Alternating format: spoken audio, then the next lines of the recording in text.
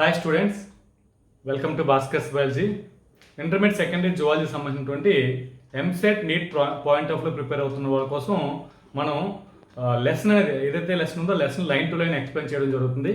So దీనికి సంబంధించి the musculoskeletal system అంటే కండర అస్థిపంజర వ్యవస్థ లెసన్ అనేది స్టార్ట్ చేయడం జరిగింది. దీనికి సంబంధించి కొన్ని పార్ట్స్ అయితే చేయడం జరిగింది. సో దానికి కంటిన్యూస్గా వస్తున్నటువంటి పార్ట్ ఇది. ఓకే స్టూడెంట్స్, వీడియో నచ్చితే కంపల్సరీ లైక్ చేయండి, షేర్ చేయండి. నా ఛానల్ సబ్స్క్రైబ్ చేసుకోకపోతే సబ్స్క్రైబ్ చేసుకోండి. బెల్ ఐకాన్ ఆల్ ఆఫ్ని యాక్టివేట్ చేసుకుని చేసిన ప్రతి వీడియో కూడా మీకు నోటిఫికేషన్తో రావడం జరుగుతుంది. ఒక వీడియోలోకి వెళ్తే మనం చూడండి, ఈ వీడియోలో మనం డిస్కస్ చేయబడిన టాపిక్ ఏంటంటే ఇక్కడ చూడండి స్టెర్నమ్, అదే మనకి రిబ్స్. సో ఈ రెండింటి గురించి కూడా మనం చూస్తాం. సో ఈ స్టెర్నమ్ని మనం ఏంటంటే తెలుగు మీడియంకి వచ్చేసరికి ఉరోస్తి అని చెప్పడం జరుగుతుంది. సో ఈ వీడియోలో మనం ఏంటంటే ఉరోస్తి గురించి, సో అదేవిధంగా మనకి ఏంటంటే ఈ పర్సుకలు రిబ్స్ ఏవైతే ఉన్నాయో సో ఈ రెండింటి గురించి అయితే మాత్రం ఈ వీడియో డిస్కస్ చేయడం జరుగుతుంది. వీడియో అయితే మాత్రం స్కిప్ చేయకుండా లాస్ట్ వరకు చూడండి, ఇంకా బెటర్గా అర్థమవుతుంది. అయితే ఉరోస్తిని మనం ఏంటంటే వక్స ఎముక అని చెప్తున్నాం. అంటే మనకంటే బ్రెస్ట్ బోన్ అని చెప్పుకుంటే స్టెర్నమ్ అని అంటాం దీన్ని.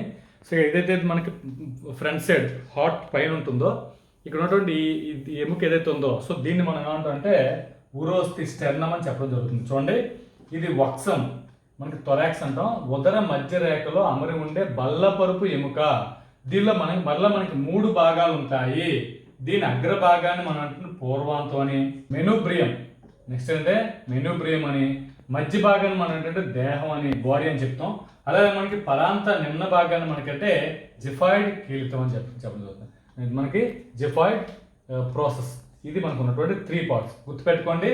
సో దీనిలో మనకి 3 పార్ట్స్ అనేవి మనకి కనిపించడం జరుగుతుంది. సో 3 పార్ట్స్ ఏంటంటే మనం ఒకసారి ఇక్కడ డయాగ్రామ్లో చూస్తే మీకు ఇంకా బెటర్గా అర్థమవుతుంది.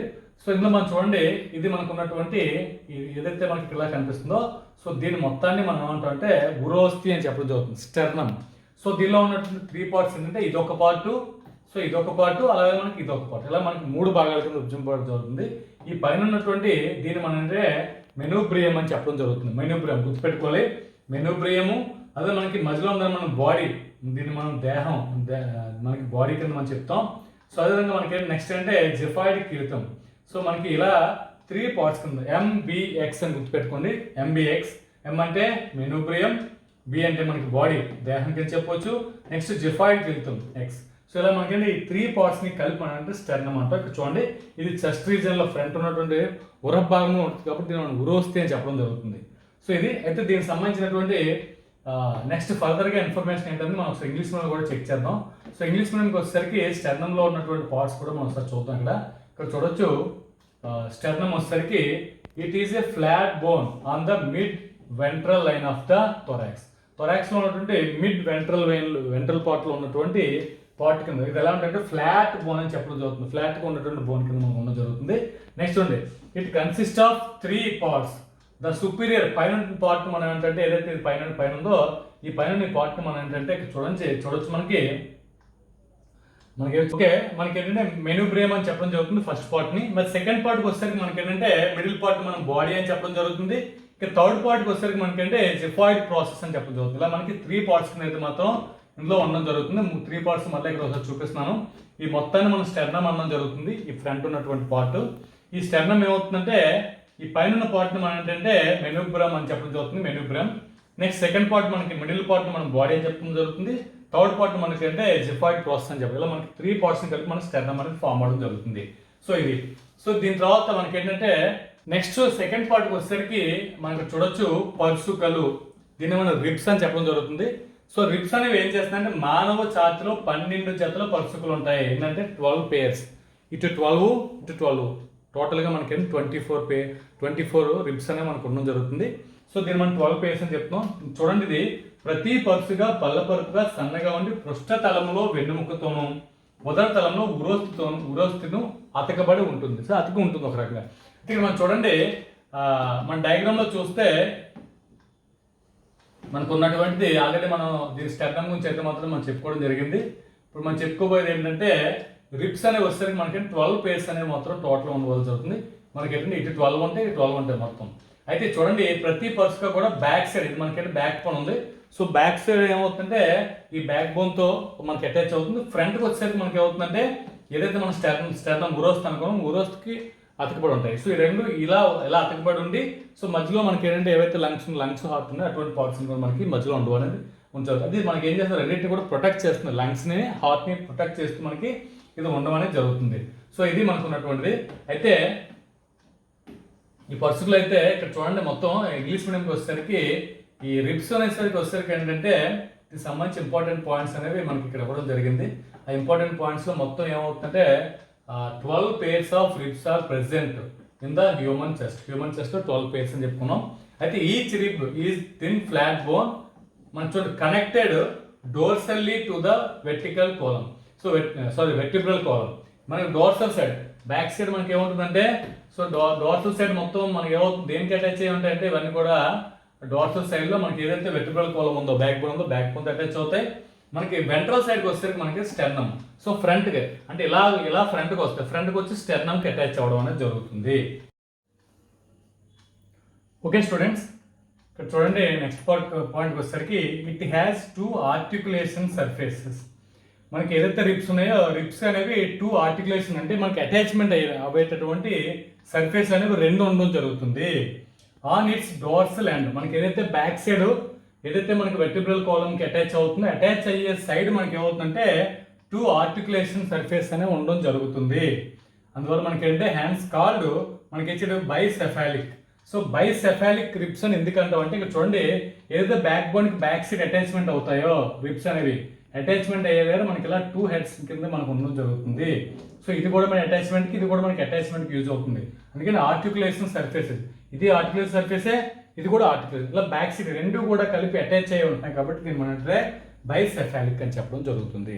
సో ఈ పాయింట్ మాత్రం ఇది మోస్ట్ ఇంపార్టెంట్ పాయింట్. ఇది హ్యూమన్స్లో ఉన్నటువంటి రిబ్స్ అనేవి ఏంటంటే బైసెఫాలిక్ అని చెప్పుకోవడం జరుగుతుంది. ఎందుకంటే ఇక్కడ మనకి ఆర్టికులేషన్ సర్ఫేస్ అనేవి 2 ఉండడం జరుగుతుంది. ఓకే చూడండి, ప్రతి పర్సికకు పృష్ఠ అంచు తలాలు ఆర్టికులేషన్ సర్ఫేస్ అంటాం, పృష్ఠ అంచు తలాలు ఉంటాయి. అందువల్ల వీటిని ద్విశీర్ష పర్సికులు అని చెప్పడం జరుగుతుంది. సో ద్విశీర్ష 2 శీర్షాలను కలిగి ఉంటుంది. బ్యాక్ సైడ్ వెన్నుముక్కతో ఏదైతే కలుస్తుందో కలిసే సైడ్ మనకి ఇలా 2 ఉండడం జరుగుతుంది. ఈ 2 కూడా అతుక్కోవడానికి ఉపయోగపడడం జరుగుతుంది కాబట్టి ఇలా 2 శీర్షాలను కలిగి ఉంటుంది కాబట్టి దీని అంటే ద్విశీర్ష పర్సికులు అని చెప్పడం అనేది జరుగుతుంది. నెక్స్ట్ వస్తున్న పాయింట్ చూడండి, మొత్తం 12 pairs కదా.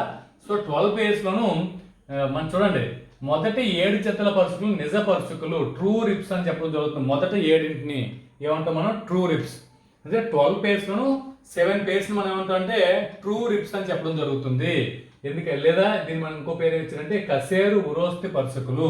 మనకి ఏమంటే మనకి ఇంగ్లీష్ మనకి వచ్చేసరికి వెర్టిబ్రో స్టెర్నల్ రిబ్స్ అని చెప్పం. వెర్టిబ్రో స్టెర్నల్ రిబ్స్ దీన్ని మనకి ఎలా అంటే కసేరు ఉరోస్తి పర్సుకులు. కసేరుకి ఉరోస్తికి రెండింటికి కలపబడి ఉంటాయి కాబట్టి కసేరు ఉరోస్తి పర్సుకులు అని చెప్పడం జరుగుతుంది. అంటే back side front side attachment అనేది ఉండడం జరుగుతుంది.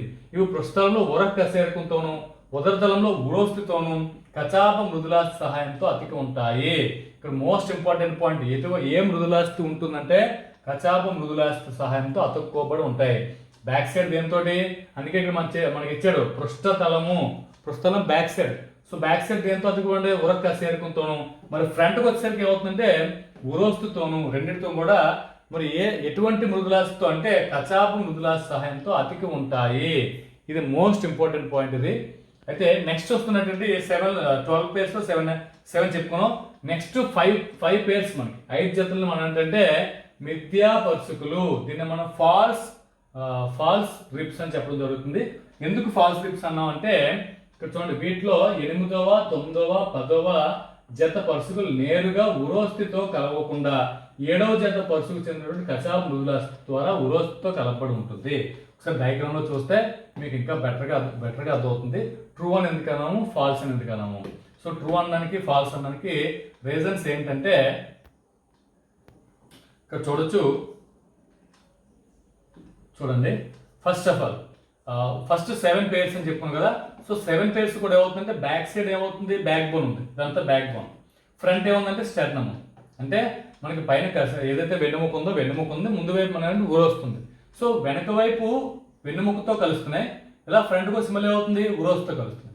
బ్యాక్ సైడ్ వెన్నుముకతో కలుస్తుంది, ఫ్రంట్ వచ్చేసరికి ఉరోస్తో కలుస్తుంది. ఇలా మనకి బ్యాక్ సైడ్ వెన్నుముక, ఫ్రంట్ వచ్చేసరికి ఉరోస్తి, రెండింటితో కలిసి ఉన్న వాటన్నిటిని కూడా మనకి అంటే నిజ పర్సుకులు అంటాం, ట్రూ రిబ్స్ అంటాం. అది ఎంతవరకు ఉంటుంది, 1 2 3 4 5 6 7. సో 7 వరకు కూడా ఆ రకంగా ఇటు కూడా రెండు కూడా అలాగే ఉంటుంది. దీన్ని మనం నిజ పరుచుకులు ట్రూ రిప్స్ అంటాం. మరి ఫాల్స్ అని ఎందుకన్నా అంటే ఇక్కడ చూడండి, ఫాల్స్ రిప్స్కి వచ్చేసరికి ఫాల్స్ అని ఎందుకన్నా అంటే ఇక్కడ చూడండి అందువ ఇవి ఏమవుతాయి. నెక్స్ట్ మిథ్యా పరుచుకులు ఎందుకన్నా అంటే ఇవి ఏవైతే మనకి 8వ 9వ 10వ రెండు కూడా పరుచులు నేరుగా ఉరోస్తో కలవకుండా ఏదైంది 7వ జత చెందినటువంటి కసాబ్ మృగులాస్తో ఇక్కడ చూడండి 7th ఏదైతే ఉందో ఈ 7th కలుస్తున్నాయి. రిమైనింగ్ అన్ని కూడా వచ్చి మనకి 7th కలవడం జరుగుతుంది. ఫస్ట్ 3 కూడా మొత్తం 5 చెప్పుకున్నాం కదా ఫాల్స్. ఈ 5లోను 3 మొదటి 3 కూడా దీంతో కలుస్తున్నాయి. ఫర్ ఎగ్జాంపుల్ 7 అనుకుందాం, 8 9 10. సో ఈ 3 కూడా మనకి 8వ 9వ 10వ 3 కూడా మనకి ఏమవుతుందంటే ఈ 7th దానికి కలుస్తున్నాయి. వచ్చి గుర్తుపెట్టుకోవాలి, ఇవి ఫ్రంట్కి వచ్చి స్టెర్నంతో కలవట్లేదు, ఉరోస్తో కలవట్లేదు. ఉరోస్తో కలవకుండా 7వ జత ఏదైతే ఉందో ఆ 7వ జత పరుచుకులతో 1 2 3 కూడా కలుస్తున్నాయి. అంటే 8 9 10 ఇలా మనకంటే కలవడం జరుగుతుంది. ఇలా ఉన్న వాటిని మనం ఏమంటే ఫాల్స్ అని చెప్పుకున్నాం. ఫాల్స్. ఇంకొకటి ఉంది చూడండి, 11వ మరియు 12వ జత పరుచుకులు అంటే ఉదరతలంలో ఉరోస్తుతో కలిసి పూర్వాంత భాగం పరుచుకులు. కానీ పూర్వాంత భాగంలో పరుచుకులు అనేవి ఏంటంటే దేనికి కూడా అంటి ఉండవు, ఇవి స్వేచ్ఛగా ఉండడం జరుగుతుంది. అందువల్ల వీటిని ఏంటంటే ప్లవక పరుచు కాదు, ఫ్లోటింగ్ రిప్స్. ఇక్కడ చూడండి ఏదైతే 7 వరకు ఉందో 8 9 10 ఉంది. నెక్స్ట్ ఇది 11 ఇది 12. ఇది బ్యాక్ సైడ్ ఏమవుతుందంటే 11 12 జతలు బ్యాక్ సైడ్ ఏమవుతుంది, దేంతో కలుస్తున్నాయి మనకి వెన్నుముకతో కలుస్తున్నాయి, కసేరు దండంతో. కానీ ఫ్రంట్కి వచ్చేసరికి దేంతో కలవలేదు. 7వ జత ఏదైతే 7th పేరు ఉందో 7వ జత పరుచులు కూడా కలవలేదు. ఇవి మామూలు ఓపెన్గా ఉన్నాయి, స్వేచ్ఛగా ఉన్నాయి. సో ఇలా ఉన్న వాటిని మనం ఏంటంటే ప్లవక పరుచులు అని చెప్పడం జరుగుతుంది. ఇలా మనకంటే కసేరికలు పరుచుకులు ఉరోస్తి కలిసి మనకంటే పరుచుకల బోను దీని రిప్ కేజ్ని ఏర్పరుస్తుంది. ఇక్కడ ఏమేమి కలుస్తున్నాయి, 3 కలుస్తున్నాయి. 3 కూడా ఏంటంటే కలుస్తున్నాయి అంటే ఫస్ట్ కసేరికలు అంటే బ్యాక్ బోన్ వెన్నుముక, అలాగే మనకి బ్యాక్ సైడ్ వెన్నుముక ఉంది, పక్కన ఇలా పరుచుకలు ఉన్నాయి, ఫ్రంట్ ఏముంది మనకి స్టెర్నమ్ ఉంది, అది ఉరోస్తుంది. 3 కలిపి మనం అంటే పరుచుకల బోను ఒక బోన్ కింద బ్యాక్ సైడ్ బ్యాక్ బోన్ ఉంది, ఇలాగా ఇది బ్యాక్ బోన్ అనుకుందాం. సో నెక్స్ట్ వచ్చేసరికి మనకి ఏమవుతుందంటే ఫ్రంట్ వచ్చి పక్క నుంచి ఏమొస్తున్నాయి ఇలా మనకి రిప్స్ వస్తున్నాయి. 1 2 ఇలా మనకి రిప్స్ అని కూడా ఇలా రావడం జరుగుతుంది. రిప్స్ అని వచ్చి ఫ్రంట్ దేంతో కలుస్తున్నాయి, ఫ్రంట్కి వచ్చేసరికి మనకి ఏమవుతుందంటే ఉరోస్తో కలుస్తున్నాయి. ఇలా మనకి 3 కలిపి మనకి ఏమవుతుందంటే ఈ పర్సుకల బోన్ను రిప్ కేజ్ను ఫామ్ చేయడం అనేది జరుగుతుంది. ఇదే మనకి ఇంగ్లీష్ మీడియంకి వచ్చేసరికి ఒకసారి చూడండి, ట్రూ రిప్స్ అంటే ఏంటి, ఫాల్స్ రిప్స్ అంటే ఏంటి మనం ఒకసారి చూద్దాం. ఇక్కడ చూడొచ్చు డయాగ్రామ్లో కూడా మనకి ఇక్కడ పక్కన ఇవ్వడం జరిగింది. చూడండి మనకి ట్రూ రిప్స్ అని ఇచ్చాడు. దేన్ని ఫస్ట్ 7ని. సో ఫస్ట్ 7 ఏదైతే ఉందో ఫస్ట్ 7 పేర్స్ని మనం ఏంటంటే ట్రూ రిప్స్ అని చెప్పడం జరుగుతుంది. దీనికి ఇంకో పేరు రిప్స్ అని చెప్పడం, వెర్టిబ్రో స్టెర్నల్ రిప్స్ అని చెప్పడం జరుగుతుంది. సో రెండింటి అంటే బ్యాక్ సైడ్ వెర్టిబ్రో తోటి ఫ్రంట్ అండ్ స్టెర్నంతో రెండింటితో కూడా కలిసే రిప్స్ కాబట్టి మనం ఏంటంటే ఆ రకంగా బ్యాక్ సైడ్ బ్యాక్ బోన్తో కలుస్తున్నాయి. సో ఫ్రంట్కి వచ్చేసరికి మనకి ఏమవుతుందంటే ఇలా స్టెర్నంతో అటాచ్ అవ్వడం జరుగుతుంది. సో ఇలా ఉన్న వాటిని మనం ఏంటంటే బ్యాక్ ఫ్రంట్ కూడా అటాచ్మెంట్ ఉన్న వాటిని మనం అంటే ట్రూ రిప్స్ అని చెప్పుకుంటాం. నెక్స్ట్ చూడండి, నెక్స్ట్ వచ్చేసరికి ఇక్కడ మనకి ఎలా ఇచ్చారు కదా, డోర్సల్ సైడ్ ఏమవుతుంది అటాచ్డ్ టు థొరాసిక్ వెర్టిబ్రాకి, అలాగే మనకి ఏంటంటే బ్యాక్ సైడ్ వచ్చేసరికి మనకి అంటే వెంట్రల్ సైడ్ ఏమవుతుందంటే స్టెర్నంతో అటాచ్మెంట్ ఉంటుంది. సో నెక్స్ట్ సెకండ్ వన్ వచ్చేసరికి ఫాల్స్ రిప్స్ అని చెప్పుకున్నాం. ఈ ఫాల్స్ రిప్స్ అనేవి 5 పేర్స్ అనేవి ఉంటాయి. ఈ 5 పేర్స్లోనూ మనకి ఏంటంటే 8th 9th 10th 3 కూడా మనకి ఏంటంటే 7th పేరు ఏదైతే ఉందో 7th పేరుతో ఉన్నటువంటి వాటితో ఇవి జాయింట్ అవడం అనేది జరుగుతుంది. ఇక్కడ మనం చూడండి 7th దాంతో ఏదైతే ఉందో దాంతో జాయింట్ అవడం జరుగుతుంది.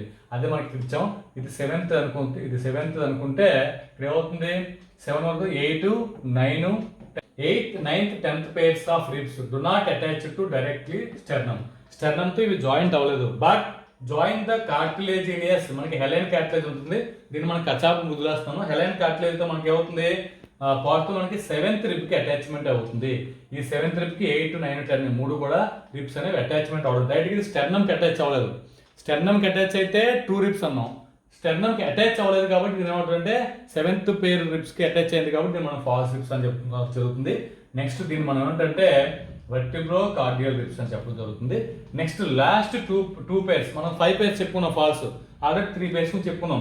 11th 12th వచ్చేసరికి మనకి ఏంటంటే ribs are not connected ventrally either the sternum or anterior ribs. రిప్తోనికల్ అంటే 7th రిప్తోని కలలేదు, మనకి ఫ్రంట్ పార్ట్ లో స్టెర్నమ్ తో కూడా కలవలేదు. ఏది 11th 12th. మరి ఏమవుతుంది ఇటువంటి వాటిని మనం ఏంటంటే ఫ్లోటింగ్ రిబ్స్ అని చెప్పడం జరుగుతుంది. ఎందుకంటే బ్యాక్ సైడ్ ఓన్లీ ఈ వెర్టిబ్రల్ కాలం ఏదైతుందో బ్యాక్ బోన్ తో మాత్రం అటాచ్మెంట్ అయ్యి ఫ్రంట్కి వచ్చేసరికి ఏమవుతుంది దేంతో అటాచ్మెంట్ లేకుండా అలా ఫ్రీగా ఉంటున్నాయి. సో ఫ్రీగా ఉన్నాయి కాబట్టి దీన్ని మనం ఏంటంటే ఫ్లోటింగ్ రిబ్స్ అని చెప్పడం జరుగుతుంది. సో ది లాస్ట్ 5 pairs ఈ 5 pairs ని కూడా మనం ఏమంటే ఫాల్స్ రిబ్స్ అని చెప్పడం అనేది జరుగుతుంది. మనకంటే 12 pairs చెప్పుకోవడం జరుగుతుంది. 12 pairs.